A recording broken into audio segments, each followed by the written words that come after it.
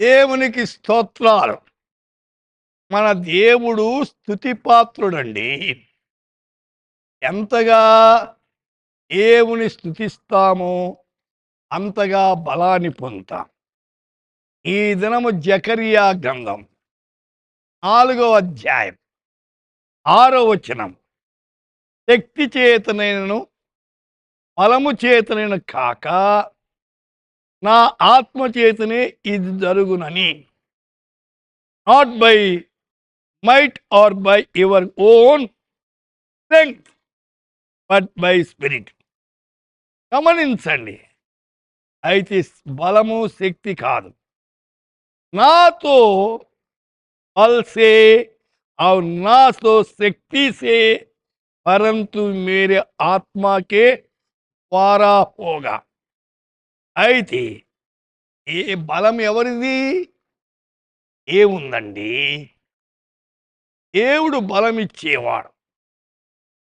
యెహోవా కొరకు ఎదురు చూడండి, ఆయన బలమిస్తాడు. అయితే ఓషియా గ్రంథములో 1వ అధ్యాయం 7వ వచనములో విల్లు ఖడ్గము యుద్ధము గుర్రములు రౌతులు అను వాటి చేత కాక తమ దేవుడైన యెహోవా చేతనే వారు రక్షణ దేవుడిచ్చేది. దావీదు అన్నాడు ఆరుముళ్ళ జాడ వ్యక్తితో, యుద్ధము యెహోవాది అన్నాడు. దేవుని మీద ఆధారపడి దావీదు గొల్యాతుని ఎదుర్కొన్నాడు. అయితే దేవుని బలము కావాలి. దేవుడు అద్భుత రీతిగా ఫిలిష్తీయుల బారి నుండి దావీదును విడిపించి ఇశ్రాయేలు వారికి జయం అనుగ్రహించాడు. 2వ రాజుల గ్రంథం 19వ అధ్యాయం 35వ వచనములో ఆ రాత్రి యెహోవా దూత బయలుదేరింది, అస్సూరు వారి దండుపేటలో వచ్చింది. అయితే ఒక దూతను పంపాడు దేవుడు అస్సూరు దండు మీద.